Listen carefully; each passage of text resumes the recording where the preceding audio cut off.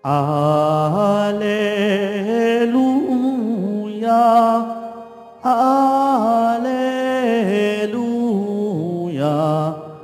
Alleluia, Alleluia.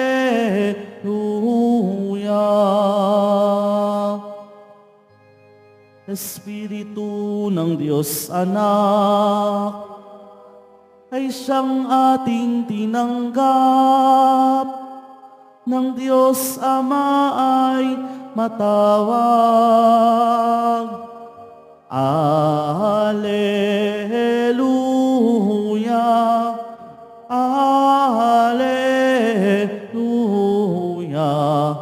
Alleluia,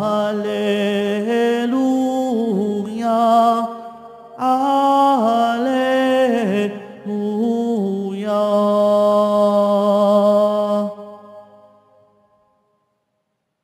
Sumainyo ang Panginoon. At sumaiyo rin. Ang mabuting balita ng Panginoon ayon kay San Mateo. Papuri sa iyo, Panginoon. Noong panahong iyon, sinabi ni Jesus sa kanyang mga alagad, sa pananalangin ninyo ay huwag kayong gagamit ng napakaraming salita gaya ng ginagawa ng mga hentil. Ang akala nila ay pakikinggan sila ng Diyos dahil sa dami ng kanilang salita. Huwag ninyo silang tutularan sapagkat alam na ng inyong Ama ang inyong kinakailangan bago pa ninyo hingin sa Kanya. Ganito kayo manalangin. Ama naming nasa langit, sambahin nawa ang pangalan mo. Ikaw nawa ang maghari sa amin, sundin nawa ang iyong kalooban dito sa lupa tulad ng sa langit. Bigyan mo kami ng pagkaing kailangan namin sa araw na ito at patawarin mo kami sa aming mga kasalanan tulad ng aming pagpapatawad sa mga nagkakasala sa amin. At huwag mo kaming iharap sa mahigpit na pagsubok, kung hindi ilayo mo kami sa masama. Sapagkat iyo ang kaharian at ang kapangyarihan at ang kapurihan magpakailanman. Amen. Sapagkat kung pinatatawad ninyo ang mga nagkakasala sa inyo, patatawarin din kayo ng inyong Amang nasa langit. Ngunit, kung hindi ninyo pinatatawad ang mga nagkakasala sa inyo, hindi rin kayo patatawarin ng inyong Ama. Ang mabuting balita ng Panginoon. Pinupuri ka namin, Panginoong Heso Kristo. Magsiupo muna ang lahat.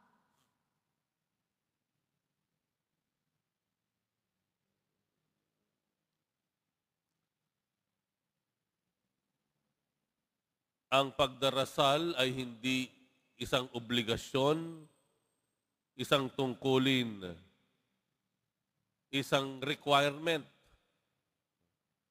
Ang pagdarasal ay isang relationship.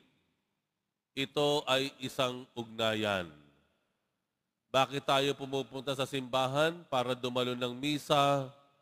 Dahil gusto mong pagtibayin, ingatan, at maging paunlarin ang iyong ugnayan.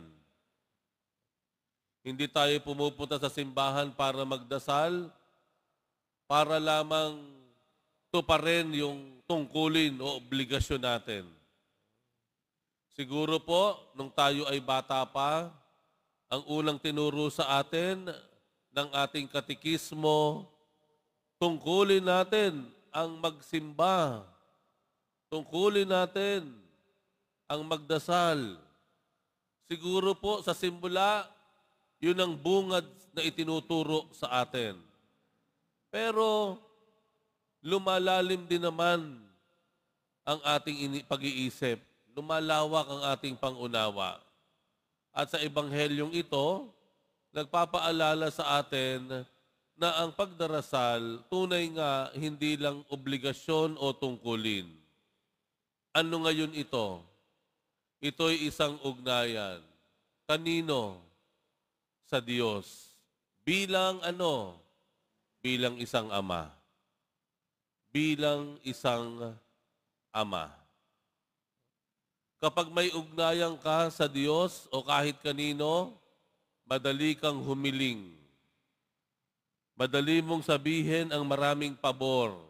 Kagaya ng bigyan mo ako, pahingi ako, kagaya ng patawarin mo ako, madali. Hindi mo kailangang magpakitang gilas. Minsan pa nga, pag lumapit ka, sasabihin sa'yo, bago mo pahingin sa akin, alam kong kailangan mo to, kaya narariyan na, nakahanda na para sa iyo.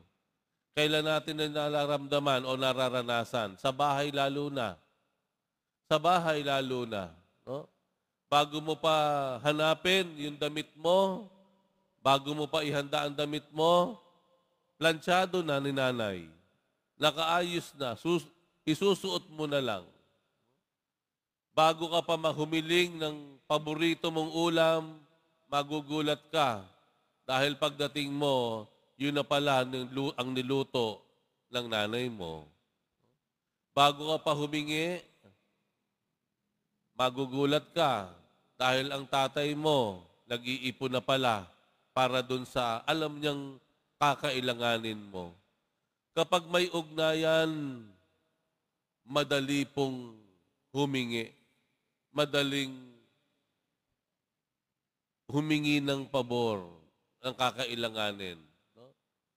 Gayunpaman, ang pagdarasal ay hindi lamang ugnayan sa Diyos. Kung mapapansin niyo po, sa bandang huli, may inulit ang Panginoon. Ano yung inulit niya? Yung pagpapatawad sa mga taong nagkasala sa atin. Sa Ebanghelyo, 2 beses po binanggit yung pagpapatawad sa kapwa, gaya ng pagpapatawad ng Diyos sa atin. 2 beses inulit ng Panginoon. Bakit? Dahil gusto po na niyang bigyang diin ang kahalagahan ng ating ugnayan sa ating kapatid, sa ating kapwa. Hindi lamang ingatan, paunlarin ang ating ugnayan sa Diyos, kundi ating pagtibayin, ingatan, at paunlarin ang ating ugnayan sa ating kapwa. Kaya nga sa isang bahagi ng Ebanghelyo, ang sabi ng Panginoon, bago ka pa humarap sa templo at ialay ang iyong handog sa Diyos, makipag-ayos ka muna sa iyong kapwa. Pagpapakita lamang o pagbibigay diin lamang na kailangan natin ay magkaroon ng magandang ugnayan sa ating kapwa. Yaan ang tunay na panalangin. Ang panalangin, hindi lang yung ikaw ay nagnanais makaniig ang Diyos, kung hindi ang panalangin ay nagbibigay halaga ng iyong ugnayan sa inyong kapwa. Ganyan ang hangarin ng Diyos sa atin. Kaya hindi po pwede na pumasok ka sa misa, nakalabas ka sa misa, nakatapos ka sa misa, ni hindi mo man lang nakita yung katabi mo. Ni hindi mo man lang sinulyapan kung sino yung katabi mo. Ni wala ka man lang nginitian. Nung sinabi ng pare, magbigayan tayo ng kapayapaan, hindi ka man lang tumingon kahit kanino, yumuko ka na lamang. O kaya tumingala ka na lamang. Hindi po ganoon. No? Maraming bahagi sa misa ang nagbibigay sa atin ng pagkakataon na magpakita ng inyong malasakit o magpakita ng inyong ugnayan sa mga taong naririto rin sa loob ng simbahan. No? Kaya nga, di ba, minsan, yung ating upuan, ayan, may mga reserve pa daw yan, Tama ba yon? Pag mimisa ka, naghihintayan kayo ng kakaibigan mo, Napupuno na ang simbahan, walang makaupo sa tabi mo. Bakit? Ay reserve po yan. Ayan, ano? Bagamat maganda't nire-reserve mo yung kaibigan mo, pero ito na sa harapan mo nangangailangan ng upuan. No? Huwag mo nang ipagkait sa kanya. Ang maganda nga dito, nagpapakita ka ng magandang kalooban sa taong hindi mo kilala. Ang sabi nga ng Ebanghelyo, mas malaki ang iyong gantimpala. No?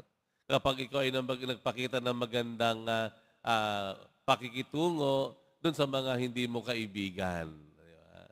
Kaya pakatandaan po natin, kung gusto po talaga nating maging tunay na makahulugan, ang ating pagdarasal, ang ating pagmimisa. Hindi lang tayo magpapakitang gilas sa Panginoon, hindi lang natin susuhulan ng Panginoon, Lord, nagsimba ko dito, kaya pagbigyan mo ako. Hindi po panunuhol, panunuhol ang pagsisimba at pagdarasal. Dahil bago mo pahingin yan, alam na ng Diyos yan.